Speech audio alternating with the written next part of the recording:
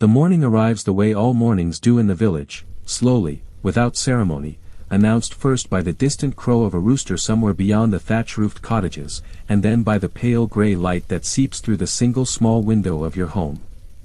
You have been awake for some time already. That is the first sign, though you do not yet know it. Sleep, which should have held you through the cold hours, released you too soon. You lay in the darkness listening to your own breathing, feeling the straw beneath you shift as you turn from one side to the other, unable to find comfort. The blanket, rough and heavy, seemed both too warm and not warm enough. Now you sit up. The floor is cold stone, and when your bare feet find it, the chill travels up through your legs like a quiet warning. You stand slowly. The room tilts, just slightly, not enough to send you falling, but enough to make you reach for the timber post at the edge of your sleeping space. You hold it, and the dizziness passes, and you breathe. Something is not right. The cottage is one room, as most are in this part of England in the year 1200 and some. The hearth in the center holds the embers of last night's fire. Smoke rises lazily toward the hole in the roof above it. The smell of wood ash and dried herbs and the faint warmth of animal bodies from the partition at the far end. Your neighbor keeps a goat on the other side of the wattle wall. All of this is familiar, ordinary, and yet this morning it feels distant somehow. As though you are observing it from a slight remove. Your throat aches with a dull, persistent pressure. You swallow, and the act itself feels effortful. There is a tenderness there, deep and interior, that you did not carry to bed with you last night. Or perhaps you did, and sleep simply kept it quiet. You move to the hearth and coax the embers back to life, adding a piece of wood, kneeling close to the warmth as it catches. Your hands, you notice, feel stiff. The joints of your fingers move reluctantly, as though the cold has entered them more deeply than usual. And yet you are not cold exactly. There is a warmth in your face, a flush that sits just beneath the skin without spreading any comfort inward. By the time the fire is going, the rest of the household is beginning to stir. Your wife rises from her place and looks at you. She says nothing for a moment. Then she asks whether you slept. You tell her you did not sleep well. You tell her your throat is sore. She crosses the room and presses the back of her hand to your forehead. Her hand is cool against your skin, and you feel the warmth of your own face more clearly now through her touch. She holds it there for a moment without speaking. This is how illness begins in the Middle Ages. Not with a physician arriving at your door. Not with a visit to any clinic or apothecary. It begins here, in the domestic quiet of a small home, with a hand pressed to a forehead, and with the unspoken question that hangs between two people when one of them is not well. Outside, the village is waking. You can hear the sounds filtering in, the low voices of men heading toward the fields, the creak of a cart, the clatter of water being drawn from the well near the church. The church bell, which marks every hour of the day for those who live within earshot of it, has not yet rung for prime. It is very early still. The day has its work, and the work does not pause for sickness. But you sit by the fire, and your wife watches you, and the morning settles into a particular kind of stillness. By mid-morning, the signs have become clearer. You have not gone out to the fields. This alone is unusual enough that your nearest neighbor, a broad-shouldered man named Thomas who works the strip of land adjacent to yours, has paused at the low fence that separates your plots and asked after you. Your wife speaks with him briefly. He nods and moves on. There is sympathy in the gesture, but there is also the understanding that his own work cannot wait, and neither can the rhythm of the land. Inside the cottage, you sit on a low stool near the fire. The ache in your throat has deepened through the morning hours. Swallowing is no longer merely uncomfortable, it has become something you do with deliberate care, bracing against the sensation before it arrives. Your body has grown heavier, not with sleep but with a particular exhaustion that seems to come from within, as though your limbs are filling slowly with something dense and reluctant. Your wife moves through the space with practiced calm. She has been here before, not necessarily with you, but with illness in general. Every household in the medieval world lives in close proximity to sickness. Children are ill frequently in their early years. Winters carry their fevers and their chest complaints. Summers bring their own troubles from the water and the heat. To be grown and living in this century is, in some ways, to have already survived a great deal. And so your wife does not panic. She observes, she thinks, and she acts. She brings you a cup of warm liquid, water heated over the fire with a small amount of honey stirred into it. Honey is precious and she does not use it carelessly, which tells you something about how seriously she is taking this. The warmth of it against your throat is the first genuine relief you have felt since waking, and you hold the cup in both hands and let the steam rise into your face. She examines you as you sit. She looks at your eyes, noting whether they appear clear or clouded. She looks at your tongue when you open your mouth, checking its color and condition. She asks you to describe the feeling in your chest. Is it tight? Does breathing cause pain? She asks about your appetite, which has entirely abandoned you this morning. She asks whether you have felt the need to visit the privy more than usual, or less. These questions are not random. Your wife, like most women managing a medieval household, carries within her a practical body of knowledge about illness and its signs. This knowledge has been passed from mother to daughter across generations, refined by observation and experience.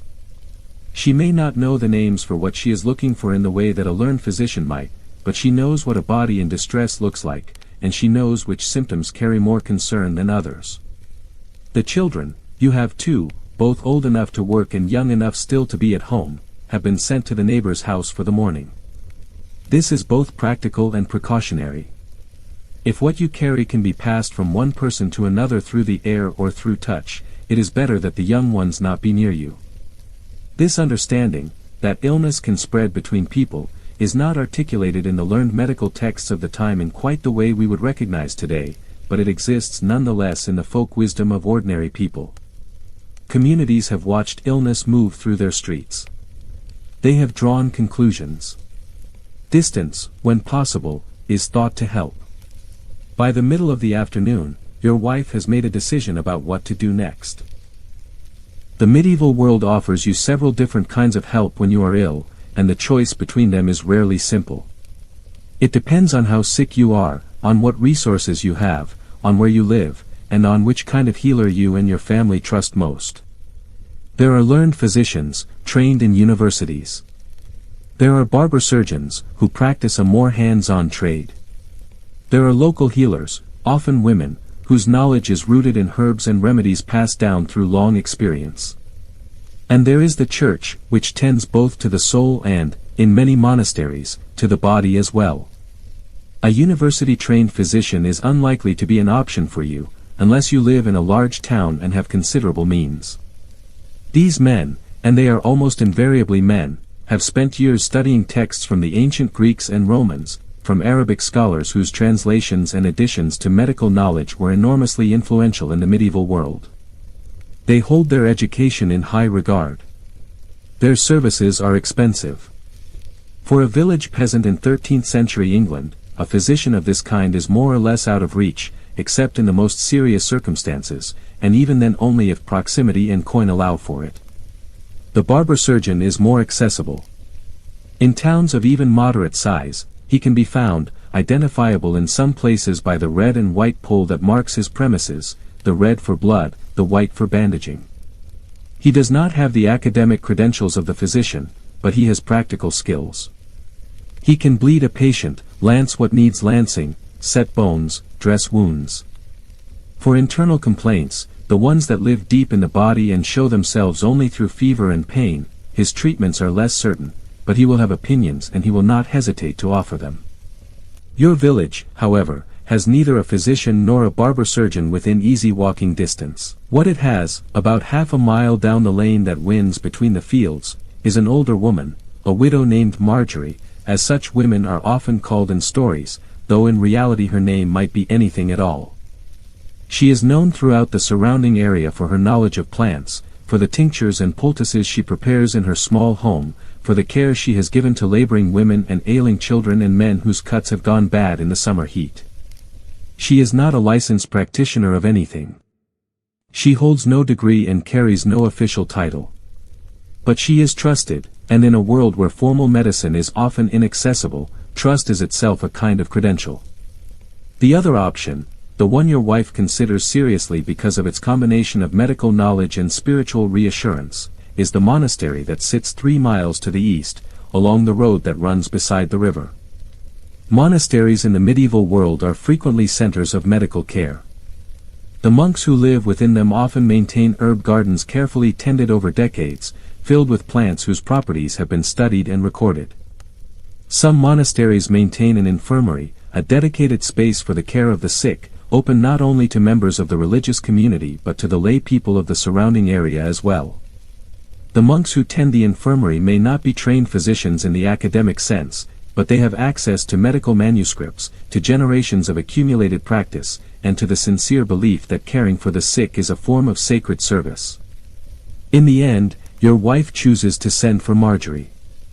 The monastery is too far for a day's travel and back. Your illness, while serious enough to worry her, does not yet seem to require the kind of help that only a larger institution could provide. Marjorie is known. Marjorie is nearby. And Marjorie has helped before. While you wait, it may help to understand how the people of this era think about the body and what happens to it when illness arrives.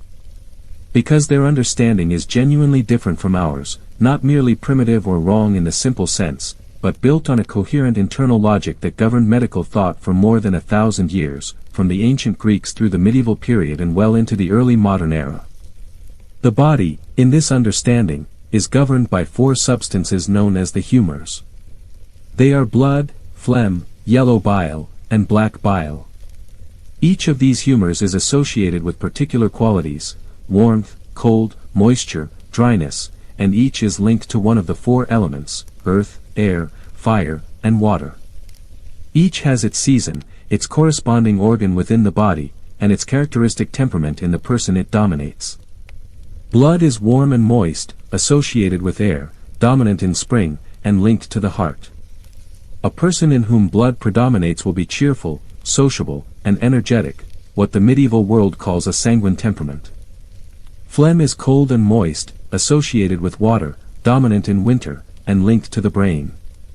A phlegmatic person is calm, perhaps slow to act, steady and even in their mood. Yellow bile is warm and dry, associated with fire, dominant in summer, and connected to the liver. A choleric person is passionate and quick to anger, energetic in a sharper, more intense way than the sanguine type. Black bile is cold and dry, associated with earth, dominant in autumn, and linked to the spleen. The melancholic person is thoughtful, perhaps inclined toward sadness, reflective and inward. Health, in this framework, is not the absence of these humors but the proper balance between them. When the humors fall out of balance, when one becomes too abundant or another too scarce, when they grow too hot or too cold, too moist or too dry, illness is the result. The physician or healer's task is to identify which humor is out of balance and in which direction, and then to apply treatments that will restore the equilibrium. This is why the questions your wife asked you this morning were not idle. The color of your urine, the appearance of your tongue, the nature of your sweat, the quality of your pulse, the particular location and character of your pain, all of these are diagnostic clues within the humoral system, each one pointing toward a particular imbalance, each one suggesting a particular correction.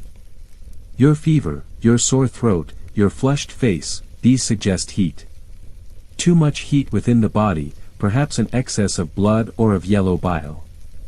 The treatment, then, should aim to cool and to reduce. This logic is consistent and internally coherent, even if the underlying model of the body that supports it does not match what we now know about cells and bacteria and the immune system. It is important to sit with this understanding for a moment without dismissing it too quickly. The people who practiced within this framework were not fools. Many of them were brilliant, careful observers. They noticed that certain plants reliably reduced fever. They noticed that patients with particular kinds of symptoms tended to follow predictable courses of illness. They noticed that keeping a wound clean seemed to help. Some of what they did was genuinely effective, arrived at by experience even when the theoretical explanation for why it worked was mistaken. Some of what they did was ineffective but also harmless. And some of it caused more harm than the illness itself, though they could not have known that at the time. The light is beginning to shift toward the amber tones of late afternoon when Marjorie arrives at your door. She is a woman of perhaps 60, though in the medieval world, age is difficult to read precisely on a face that has lived close to weather and hard work. She carries a basket covered with a cloth, from which emerge several distinct and pleasant scents, something green and bitter, something sweeter and more flowery, something earthier beneath both. She greets your wife with the ease of familiarity and comes to where you sit by the fire. She looks at you with the particular attention of a person accustomed to reading bodies for information. She asks you to hold out your hands. She looks at your fingernails, which she examines in the firelight for a long moment. She asks you to open your mouth and tilts your face toward the window to look at your tongue and your throat. She asks her questions, about the onset of the illness, about where you feel the ache most strongly, about your appetite, about the quality of your sleep last night. She feels the glands along the sides of your jaw with 2 fingers, pressing gently. She presses a hand to your forehead and your cheeks. She asks whether the headache, if you have one, is on one side of your head or both, and whether the light bothers you. When she is finished, she speaks with quiet authority. She tells your wife what she believes is happening in terms both women understand, a heating of the blood, an imbalance that has likely been building for several days before today's symptoms made themselves known. She says the illness is not, in her view, severe in its present state, but that it should be tended carefully and that you should rest completely for at least several days. From her basket she takes dried herbs, wrapped in small squares of cloth. She shows your wife what each is for and how it should be used. There is willow bark, which she says should be simmered in water and given to you as a warm drink. It is, she explains, cooling in its nature, and it will help with the heat and with the ache in your head and limbs. She is right about this, though she does not know why in the way we would now understand it. Willow bark contains a compound that the 19th century would eventually isolate and name salicin, the precursor to aspirin. It genuinely does reduce fever and ease pain. In this case, Marjorie's centuries of folk knowledge has arrived at a real solution. There is also elderflower, which will be made into a gentle steam for you to inhale, the hot water poured over the dried flowers in a bowl, a cloth held over your head to concentrate the vapors. It will soothe the throat and the chest, she says, and help ease the breathing. Again, there is genuine botanical usefulness here. Elderflower has properties that can ease inflammation. She leaves a dried preparation of thyme and honey as well, to be dissolved in warm water and sipped slowly throughout the day. Thyme, she says, is warming in a particular way. It clears rather than inflames, encourages the body to expel what does not belong within it.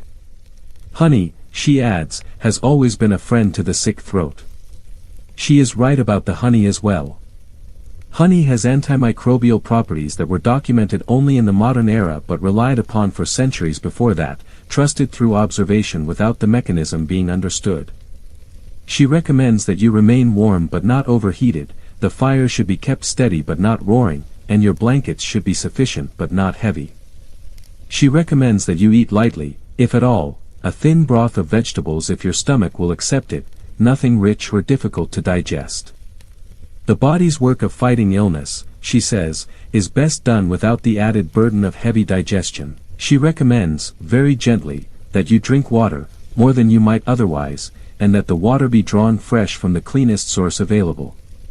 This recommendation, in a world where clean water is not guaranteed, is one of the genuinely protective things a healer can advise.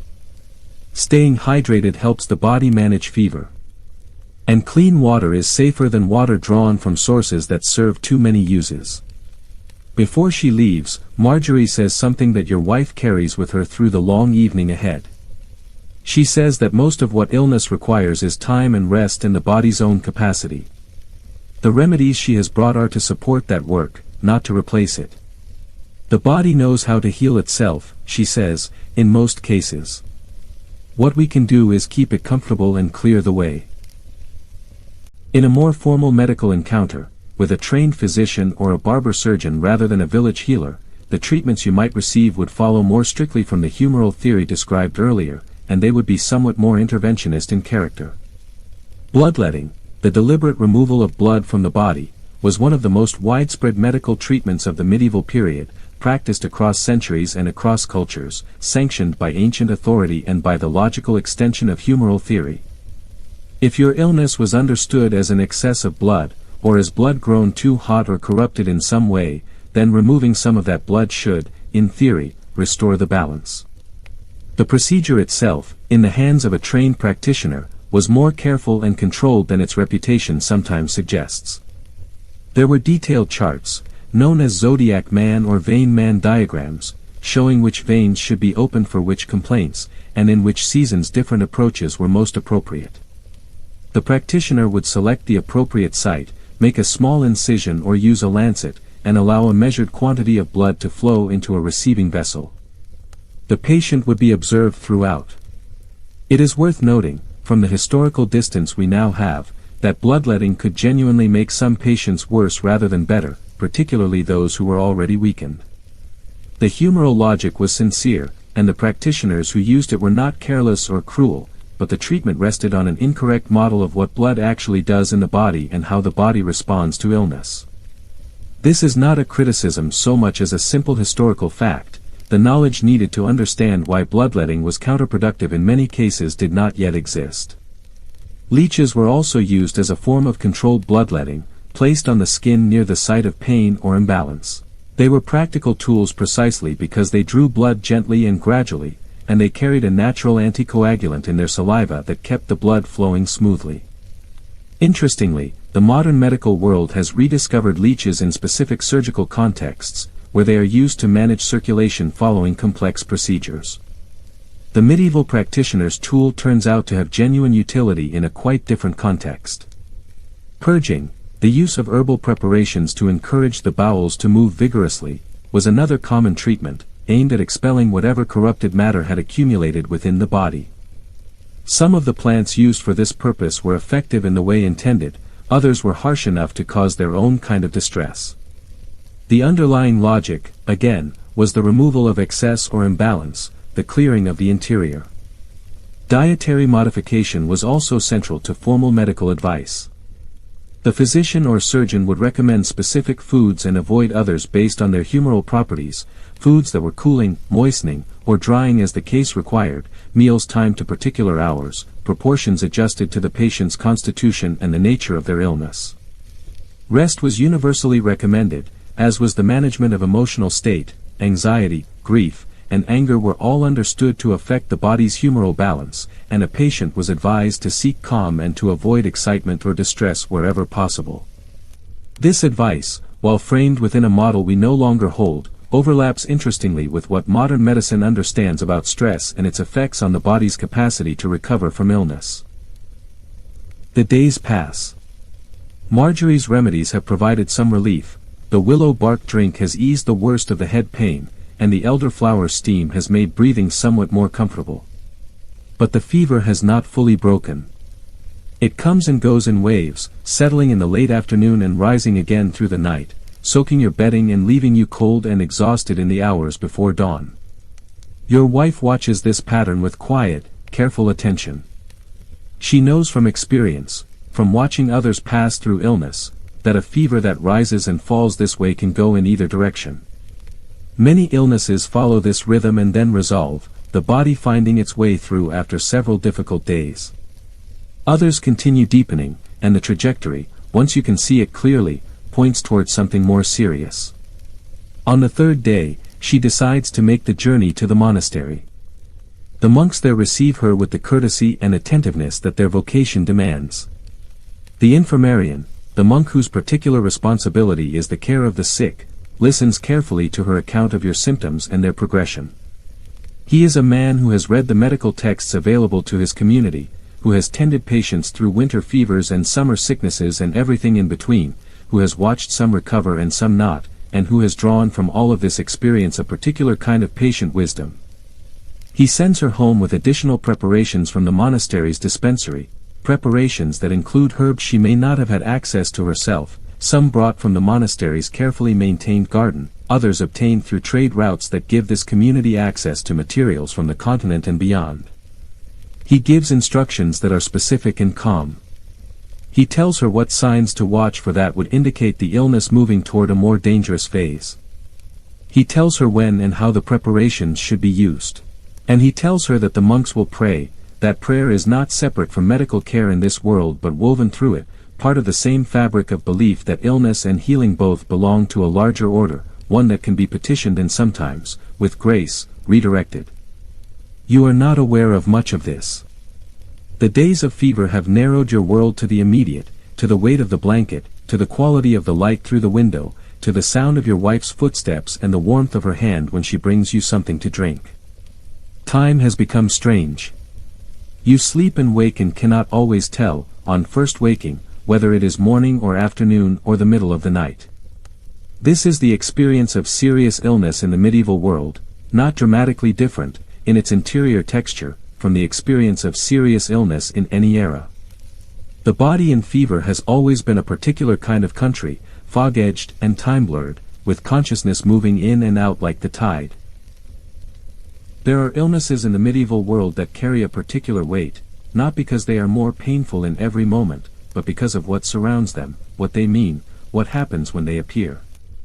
The most significant of these, the one whose name has echoed through centuries, is the pestilence that struck Europe most devastatingly beginning in the late 1340s and that we now call the Black Death. If your illness, in those terrible years of its passing, showed certain signs, a particular swelling in the glands of the neck or armpit or groin, a dark discoloration of the skin in certain areas, or rapid deterioration of strength, then the understanding of both patient and those around them would shift into a different register entirely. The plague was understood, in the medieval world, through several overlapping frameworks. Some physicians and scholars attributed it to a corruption of the air, a miasma arising from swamps or decaying matter or an unfavorable conjunction of celestial bodies that had disturbed the balance of the atmosphere itself. This explanation, while incorrect in its identification of the cause, led to practices that were sometimes genuinely useful, burning aromatic herbs to modify the air in sick rooms, avoiding areas where illness was concentrated, moving away from crowded places. Others understood the plague in theological terms, as a consequence of human sin on a scale vast enough to provoke divine response. This interpretation led to public processions of penitence, to an intensification of religious practice, to the dramatic movement of flagellant groups through European towns and cities. It also, in some terrible cases, led to the persecution of Jewish communities and other groups falsely blamed for causing the pestilence, one of the dark chapters in the social history of this era. The simple truth, which no one living through the 14th century's terrible years possessed the means to understand, was that the plague was caused by a bacterium, Yersinia pestis, transmitted through the bites of fleas that lived on rodents, particularly rats. When the rats died in large numbers, their fleas sought other hosts, and human beings were available in the crowded conditions of medieval towns and villages. The disease could also spread through direct contact and, in its pneumonic form, through respiratory transmission between people. It moved with terrible speed and efficiency through populations that had no immunity to it and no treatment that could interrupt its course. If the plague was what you carried, and we can hope, for the comfort of this telling, that it was not, then the prognosis would have been very serious. Mortality rates in the epidemic's worst passages were staggering, with some estimates suggesting that between 1/3 and 1/2 of Europe's population died in the years of the first great outbreak. Entire villages were emptied. The social fabric of communities was torn in ways that took generations to rebuild. But for those who survived, and there were survivors, even in the worst afflicted areas, the experience of illness was followed by a kind of immunity. The body, having met the bacterium and outlasted it, retained some defense against future encounter. This was observed even before it was understood. Survivors of the plague were sometimes sought out to care for the sick, because it was noted that those who had passed through the illness were less likely to succumb to it again. The social response to the plague also generated, over time, some of the early infrastructure of public health. Quarantine, the practice of isolating those who might carry disease, derived from the Italian word for 40 days, the period during which ships arriving at Venetian ports were required to wait before their passengers could disembark, was developed and refined as a direct response to epidemic disease in the medieval and early modern period. The idea that separating the sick from the healthy could limit the spread of illness, and that this separation should be enforced systematically and not left to individual choice, is one of the medieval world's lasting contributions to the practice of public health.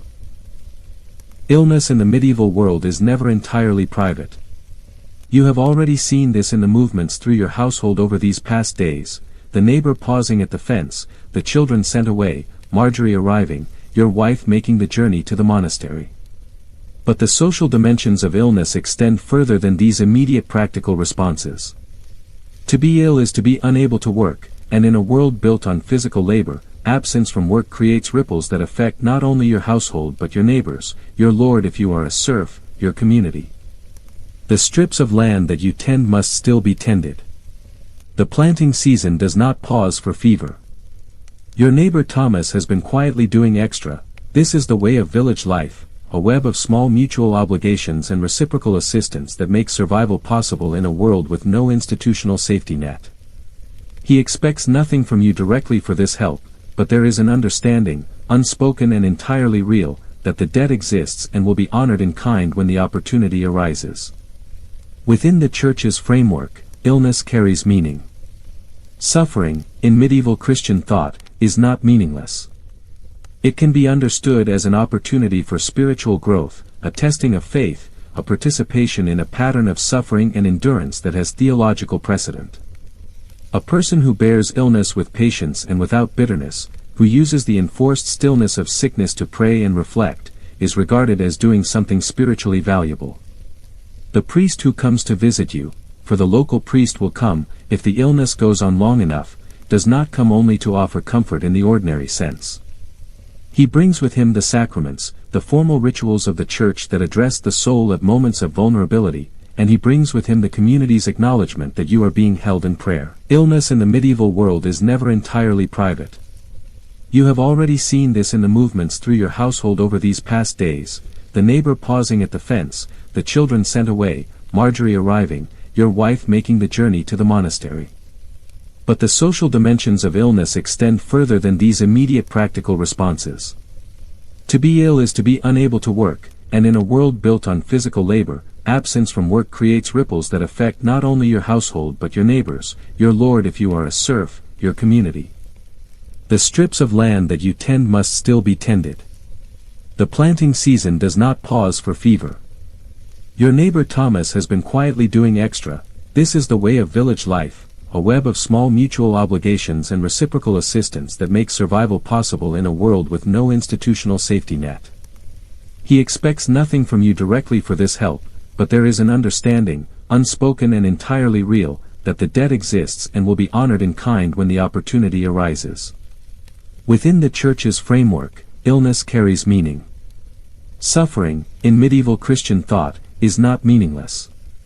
It can be understood as an opportunity for spiritual growth, a testing of faith, a participation in a pattern of suffering and endurance that has theological precedent. A person who bears illness with patience and without bitterness, who uses the enforced stillness of sickness to pray and reflect, is regarded as doing something spiritually valuable. The priest who comes to visit you, for the local priest will come, if the illness goes on long enough, does not come only to offer comfort in the ordinary sense. He brings with him the sacraments, the formal rituals of the Church that address the soul at moments of vulnerability, and he brings with him the community's acknowledgement that you are being held in prayer. On the fifth morning, the fever breaks. You know it before you open your eyes. The particular quality of the heat in your body has changed. It is not cool, not yet, but the oppressive, pressing warmth that has been your constant companion for these days has loosened somehow. You wake fully, for the first time since the illness began, rather than drifting up through layers of half-consciousness into a day that feels no different from the night before it. The light through the window is pale and clear. It is early. Your wife is still asleep on her side of the pallet. You lie still and listen to the village sounds beginning outside, the rooster, a dog somewhere, the creak of a cartwheel. These sounds, which you have heard every morning of your life here, feel newly precise this morning, as though your ears have been cleaned. You are weak. This weakness is not the heaviness of fever but something lighter and more honest, the genuine depletion of a body that has spent days fighting. Your legs, when you shift them cautiously under the blanket, feel as though they belong to someone who has walked a very long way. Your throat, while still tender, is no longer the center of misery it was 3 days ago. The swallowing, when you try it, is manageable. You do not get up. You lie still and let the morning come in its own time, which is itself a kind of medicine, the rest that follows fever, the body's slow return to itself. Your wife wakes and sees the change in your face immediately. She comes to you and places her hand on your forehead. The relief on her face is unmistakable. She says nothing for a moment. Then she goes to build up the fire. Recovery in the medieval world is slow by necessity. There is no rapid return to normal. The body that has fought illness needs time to rebuild what it has spent, and the wisdom of this era, both learned and folk, understands this. Marjorie, when she comes to check on you the following day, speaks firmly on the subject of rest. She says that a man who returns too quickly to hard labor after a fever often falls ill again, and that the second illness is sometimes worse than the first. She says this not as a threat but as information, delivered with the directness of long experience. The monastery's infirmarian, when your wife sends word that the fever has broken, sends back a preparation of strengthening herbs, things that are thought to restore the body's vitality after depletion. Whether or not these preparations work in the precise way intended by humoral theory, some of them contain genuinely nutritious or supportive compounds, and the act of receiving them, of being cared for by an institution that devotes itself to precisely this kind of care, has its own kind of restorative power. The children return from the neighbor's house. The cottage fills again with their voices. Your wife makes a broth, a real one, this time, with vegetables and a small amount of meat, richer than the thin preparations of the sick days. The smell of it fills the room, and you discover that your appetite, missing for so long, has returned. You are going to recover. Not completely, not immediately. The weakness will stay with you for weeks, and there will be days when you wonder whether you are as well as you thought. But the trajectory is clear and it is upward, and the village will have its worker back, and the household will resume its rhythms, and this illness will become a thing you refer to in the past tense. But recovery does not always come. This is the truth that lives quietly beneath every story of illness, in every era, and it deserves acknowledgement. There are illnesses in the medieval world that the body cannot outlast, infections that spread inward despite every remedy, pneumonias that settle in the chest and do not lift, fevers that rise until the body's own heat becomes the danger, conditions that we would now treat with medicines that did not exist in this century. When the illness takes a trajectory that is clearly and irreversibly downward, the household and the community respond with the care and ritual that this world has developed for precisely this eventuality. The priest comes. He comes with the anointing oil and the words of extreme unction, the sacrament that has accompanied the dying in the Catholic Church since the earliest centuries of its history. This is not understood as a giving up but as a preparation, a spiritual equipping for the passage that lies ahead. The anointing is applied to the senses, the eyes, the ears, the hands, the lips, each one touched with oil and accompanied by prayer, each one formally commended to the mercy of God. Family gathers. In the medieval world, death is not hidden away in institutions but is experienced within the home, within the family, within the community. The dying person, if conscious, has the opportunity to speak, to offer words, to express what needs expressing, to receive what needs receiving. This intimacy with death, however painful, has a completeness to it that different eras have handled differently. The community of mourners around the deathbed is not merely a social convention but a genuine gathering of those who are losing something they value. If death comes at night, as it often does, in the small hours, the church bell will be rung in the morning to announce it. The sound of the bell carries through the village and is understood immediately for what it is. People cross themselves. They think of the soul now in transit, and they add their own silent prayers to the collective prayer that surrounds every death in this world. The body is prepared for burial by those closest to it, washed, wrapped in a shroud, sometimes with herbs laid alongside to sweeten the air and to honor the person in their final rest. The herbs used for this purpose, lavender, rosemary, rue, carry practical benefits in keeping the space as clean and pleasant as possible, but they carry meaning as well. The scent of rosemary, in particular, has long been associated with remembrance. Burial takes place quickly, usually within a day or two, given the practical realities of the climate and the absence of embalming. The churchyard, which surrounds the church at the center of the village, is the burial ground. Here the dead lie close to the building where prayers are said for them, close to the community they belong to in life.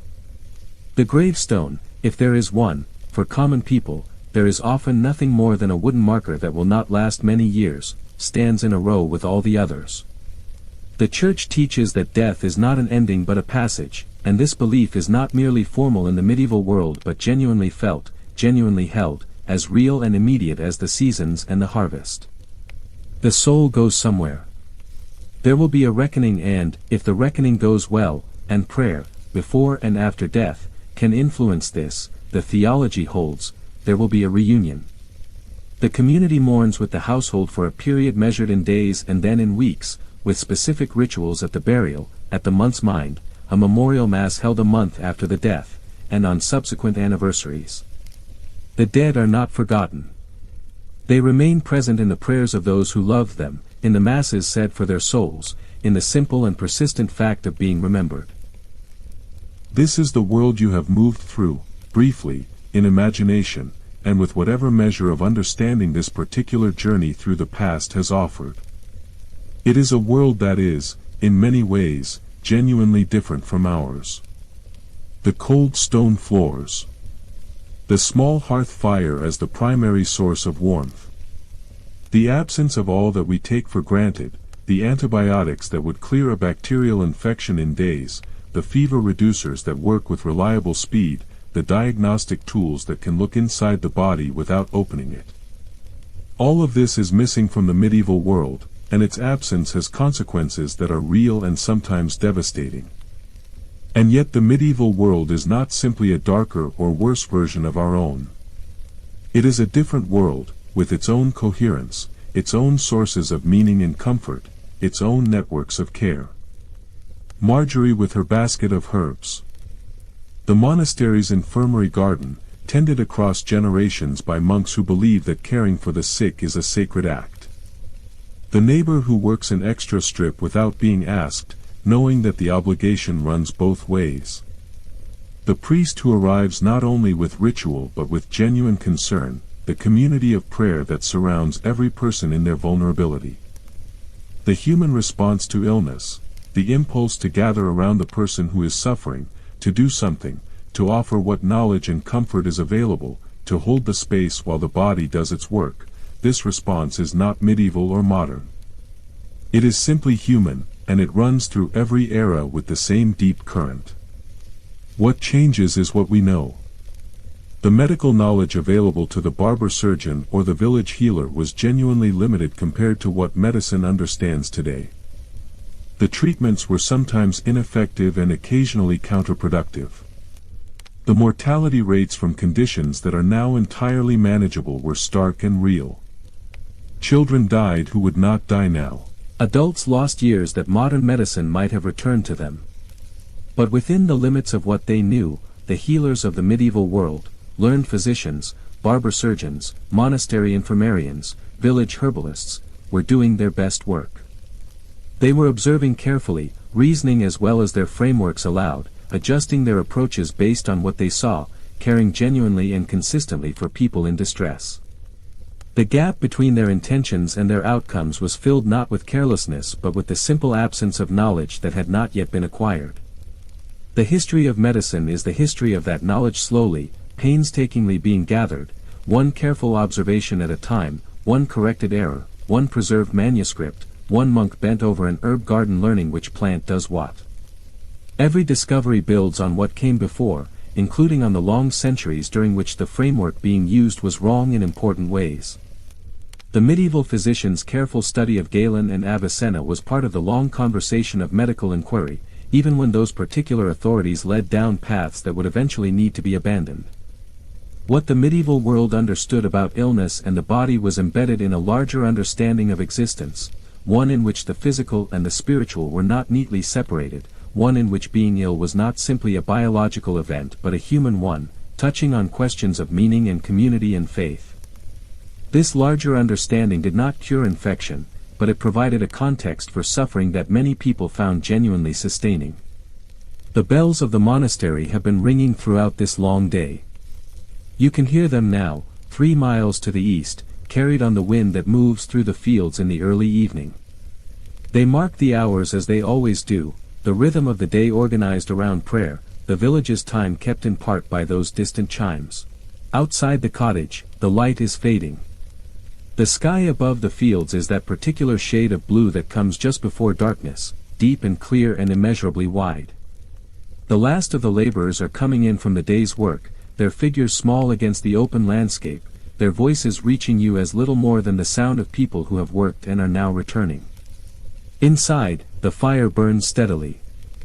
The room smells of wood smoke and herbs and the warmth of a household at rest. Your wife moves quietly in the familiar way of someone long accustomed to the space they inhabit. The children's voices have fallen into the lower register of evening. The day is ending. You are here. The illness has come and, in this telling, the illness has passed. The body has done what bodies have always done, fought for its own continuation with the same persistence and particularity that life has always brought to the project of living. And the night comes on, quiet and full, over a world that is both very far from us and, in the ways that matter most, not so far at all.